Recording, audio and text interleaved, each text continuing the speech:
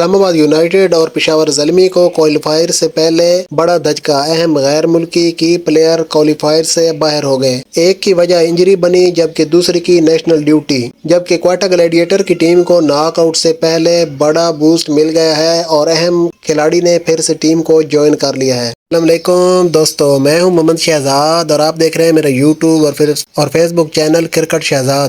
آج کی ویڈیو میں نئے اہم ٹاپک پر بات کریں گے۔ ویڈیو میں آگے بڑھنے سے پہلے اگر آپ ہمارے چینل پر نیو ہیں تو آپ سے گزارش ہے کہ کرکٹ کے متعلق مزید ایسی ویڈیوز کے لیے ہمارے چینل کو سبسکرائب کر لیں، شکریہ۔ دوستو، پی ایس ایل 9 جو کہ اپنے اختتامی مراحل کی جانب گامزن ہے اور اب صرف 4 میچز باقی رہ گئے ہیں۔ اس کے بعد چیمپئن کا فیصلہ ہو جائے گا اور اب بقیہ سارے میچز کراچی میں ہی شیڈول ہیں، لیکن کراچی میں میچز سے پی ایس ایل کو کچھ خاص فائدہ نہیں ہو رہا کیونکہ لاہور، راولپنڈی اور ملتان کی نسبت کراچی میں شائقین کی تعداد بہت کم ہے۔ تو آج کوالیفائر میچ میں ملتان اور پشاور زلمی کی ٹیمیں آمنے سامنے آ رہی ہیں۔ پشاور کی ٹیم کے لیے انتہائی بری خبر نکل کر سامنے آئی ہے اور اہم سٹرائک فاسٹ بولر نوین الحق نیشنل ڈیوٹی کی وجہ سے ٹیم کو چھوڑ کر یو اے ای چلے گئے ہیں اور وہ آئرلینڈ کے خلاف 15 مارچ سے شروع ہونے والی T20 سیریز میں اپنی ٹیم کا حصہ ہوں گے۔ جبکہ اسلام آباد یونائیٹڈ کے کی پلیئر جو کہ ان کی بیٹنگ میں ریڑھ کی ہڈی کی حیثیت رکھتے ہیں، Kiwi opener Colin Munro hamstring injury کے باعث کل کوئٹہ کے خلاف ہونے والے انتہائی اہم میچ میں